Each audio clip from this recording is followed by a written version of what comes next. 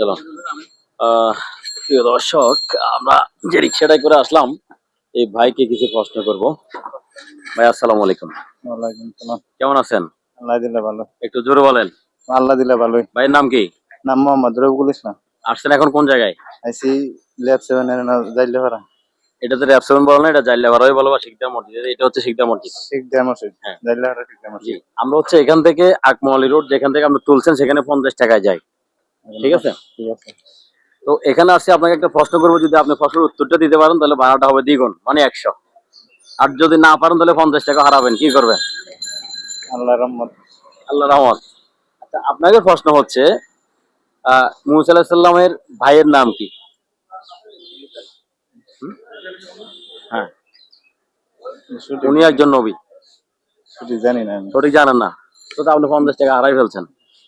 এমনকি আপনার কোনো আপত্তি থাকার কথা যদি আপনাকে টাকা না দেয়? হ্যাঁ, এক ভাইয়ের মনটা অনেক ভালো, ভাই নিবেও না। ভাই তো অনেক পরিশ্রমের কাজই করেন। তার ফাঁকে ফাঁকে যেহেতু আল্লাহ আমাদেরকে সৃষ্টি করছে তেনার গোলামি করার জন্য, আমরা যেহেতু মুসলমান সেই হিসাবে নামাজটা পড়ার চেষ্টা করবেন।